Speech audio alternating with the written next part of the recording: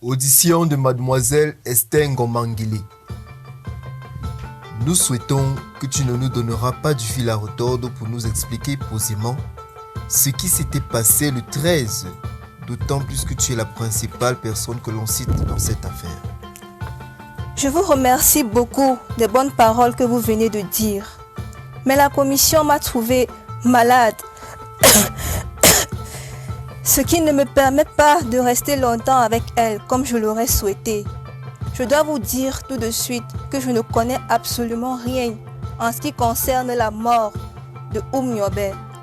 Mais comme j'ai été la bête noire qui a été mise en cause, tant par nos adversaires que par certains de nos camarades, seul Dieu, le Tout-Puissant, pourra un jour, quand il le voudra, percer ce mystère pour que tout le monde connaisse la vérité.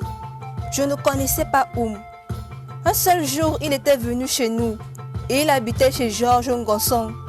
D'ailleurs, c'est le 15 janvier 957 que je suis entrée dans le maquis. Alors, qui t'a fait entrer dans le maquis? Personne. Mais il faut savoir, camarades, qu'ici chez nous, il fallait fuir quand on était upéciste ou sympathisant. Et surtout, quand on était responsable d'un de nos mouvements nationalistes. Les valets faisaient payer à certains camarades qui ne voulaient pas prendre le maquis 10 000 francs et 1000 chèvres. Quant à moi, ne pouvant pas trouver une pareille richesse, j'ai opté pour le maquis. Là-bas, je ne vivais jamais seul. C'est Jean Bamba qui s'occupait de moi. Au village, j'étais secrétaire du comité régional de l'UDFEC.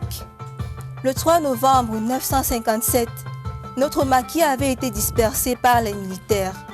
J'étais en compagnie de Jacqueline Ngochok et c'était la période que Minda vient donner un ultimatum aux maquisards.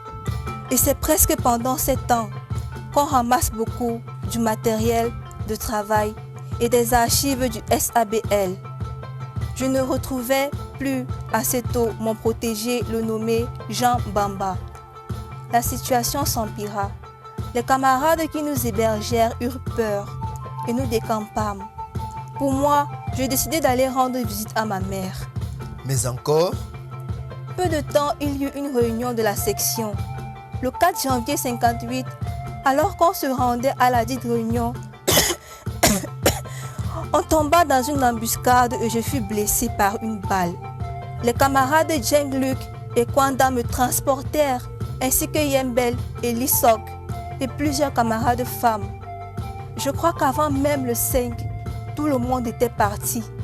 Seuls les camarades Antoine Yembel et certains camarades restaient encore avec moi, souffrantes. En avril 958, nous prîmes un autre maquis avec Lissok. C'est le même mois que Lissok fut arrêté. Après plusieurs déplacements dans cette forêt immense, en juin 58, on dispersa notre maquis et nous fûmes informés que les militaires avaient l'intention de nous détruire le maquis de Hong, où nous nous trouvions à l'époque. Un jour, je rêvais que les militaires avaient disloqué notre maquis. 2 camarades de Lissok Lucas, décédés, et Nguem Kendek, allèrent visiter leur piège. Ils virent les empreintes des pas de militaires. Ces derniers perdirent le contrôle de leurs nerfs et se mirent à courir. Comme nous allions ainsi sans destination déterminée, je fus égaré pendant 6 jours dans la brousse sans savoir où je me trouvais exactement. C'est au 6e jour que Benjamin me trouva dans la brousse et nous nous dirigeâmes vers un vieux maquis abandonné, celui de Hong, où nous avions retrouvé beaucoup de camarades, tels que le camarade Makong Maleng par exemple. En tenant compte de nombreux avertissements qui nous avaient été donnés concernant l'insécurité qui planait sur notre tête en ces lieux, nous décampâmes et allâmes ailleurs, où 2 maquis furent construits, un au bas d'une colline, l'autre au sommet. Des hommes allèrent chercher des marmites dans le vieux maquis déjà abandonné et brûlé. Ce maquis n'avait pas de nom, mais c'était dans la brousse de Ndoklek. Que s'est-il passé le 9 septembre 1958? Le 9 septembre 1958, vers 10 heures, nous fûmes encerclés par la force de l'ordre et ce fut la débandade. Après une course épuisante, je fus rejointe par les militaires et arrêtée, et Libong Benjamin fut tué sur le coup. C'était alors le moment de me poser 1001 questions. On me demanda d'abord pour quelle raison j'étais entrée au maquis. On voulait surtout savoir si c'était un acte dicté sur la contrainte du CNO ou par ma propre volonté. Je n'hésitais d'avouer et d'affirmer que c'était par mon propre gré. De terribles investigations commencèrent. Les militaires ne me laissèrent plus de répit. Ils me harcelèrent de questions pour que je dise où se trouvait le grand maquis. Je leur répondis, je ne connaissais rien, car chacun habite son maquis et aucun maquisard ne connaissait où habitait un autre maquisard. Je remarquais qu'on avait pris le sac de Mandeng Mangong Alphonse. Il n'y avait point de blanc, ce n'était que les Saras. Ces derniers avaient conçu un grand état-major à la brousse où ils campaient. Je restais là-bas pendant 4 jours. Le lendemain, l'ordre fut donné de m'amener à Bissongbe. De là-bas, un blanc m'accompagnait à Bot-Makak, après à Makai. Et là-bas, un autre blanc que l'on me présenta se mit à me poser question sur question. Notamment, il insista que je lui montre où se trouvait le maquis de Ruben Oumyobé. Il me demanda encore si je connaissais la valise blanche posée sur une table, ajoutant que celle-ci était la valise de Ruben Oumyobé, que ce dernier était fini puisqu'il n'a plus sa valise et que dans quelque temps on l'aura. C'était la journée du 11 septembre 1958. Et c'est à ce moment qu'on te transféra à Makai 2. On me transféra à Makai 2 et l'on continuait à me harceler de questions, me demandant de dire où se trouvait Ruben Oumyobé. Je gardais alors le silence pendant qu'on me rouait de coups. C'était à Ndjokong.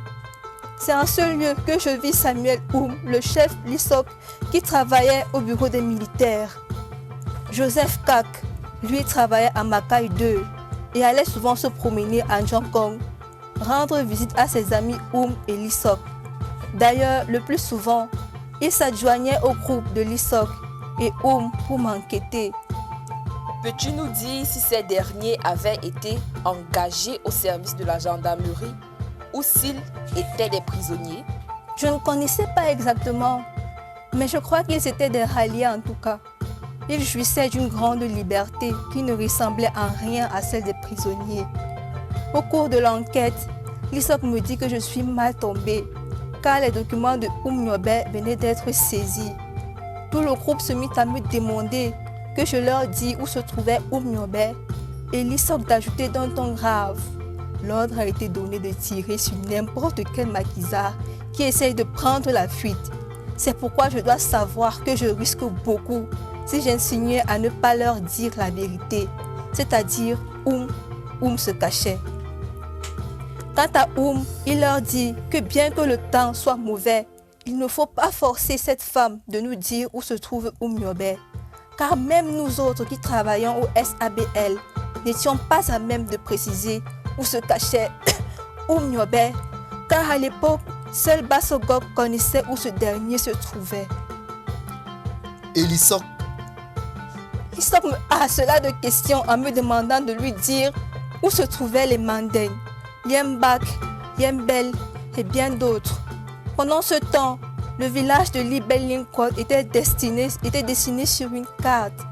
Et ce dernier m'avisa que dans 2 jours, les Blancs visiteront le maquis dans la montagne. Et je devais aller avec eux pour leur montrer les lieux.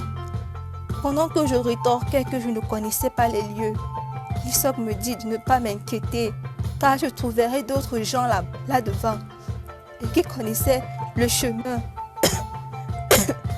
Je lui dis que je ne puis faire une pareille chose. Lissok me dit que pour sa part, il est impossible d'aller rendre compte aux Blancs, que je maintiens mes premières déclarations par lesquelles je disais que je ne connaissais rien. Et d'ailleurs, ajouta-t-il, Il ne faut pas que je perde de vue que je suis prisonnière. Que s'est-il passé par la suite? Des milliers de questions me furent posées concernant une réunion à laquelle j'avais pris part. Vers 24 heures, Emmanuel vint m'appeler et je trouvais Lysop au milieu de plusieurs blancs. Samuel n'était pas là. On me donna l'ordre de monter dans la voiture. C'est alors que je crus que ma dernière heure avait sonné. Je leur demandai de me donner la permission de causer une dernière fois avec Lysop, ce qui me fut accordé. Alors je demandai à Lysop le sort qui me fut réservé. Lysop me rassura que je ne serais pas tuée et que j'allais les accompagner quelque part. C'est alors que j'affirmai que j'étais nue, rien qu'avec mon caleçon d'ailleurs déchiré. C'est alors qu'on me força de porter la tenue militaire. C'était le 12 septembre 1958. Le matin, je fus transférée au groupe de Libel Likoy et ce fut le chemin de la brousse. On était au 13 dans la matinée et on se mit à appeler les hommes qui se trouvaient dans le groupe.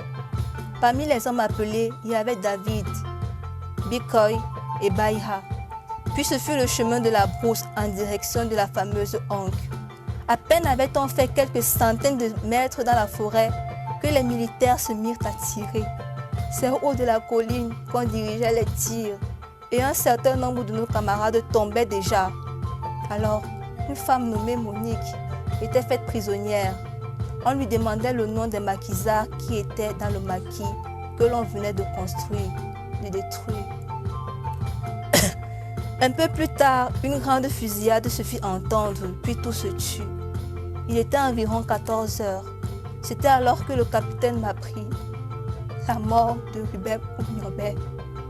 Pendant et durant cette opération, j'étais sur une place assez éloignée du champ d'opération. Peu de temps après, on nous amena tous au lieu où gisait le corps de Oum et l'on n'avait aucune peine pour le reconnaître.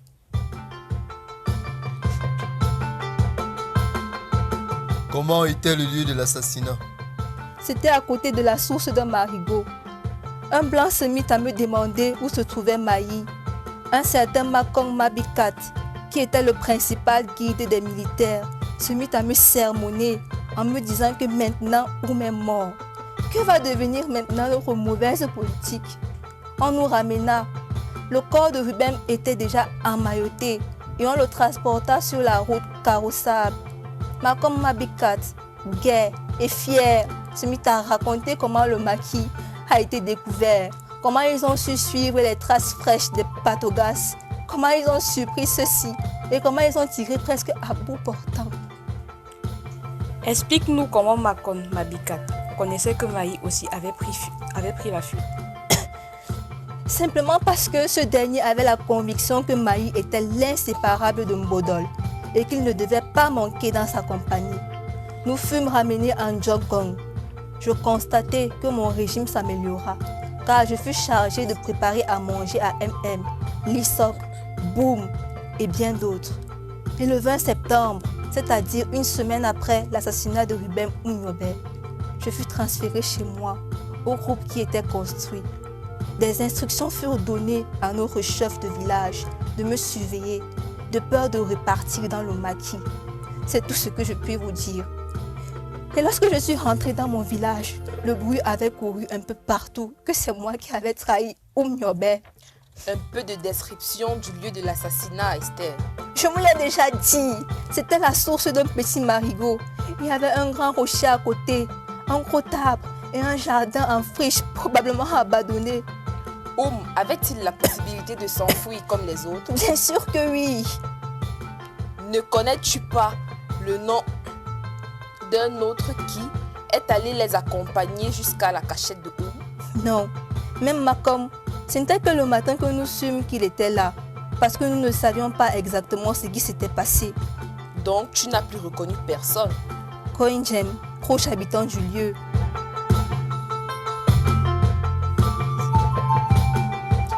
Quand est-ce que Birchokak Jakos est venu sur les lieux? Je ne sais pas. Et d'ailleurs, peu de temps après l'opération, on a emmailloté le corps de Oum et on l'a amené sur la route carrossable. Makong n'a parlé que de Maï seul. Je n'ai point entendu parler le nom d'un autre. Fin de l'audition de mademoiselle Esther Ngo Mangili.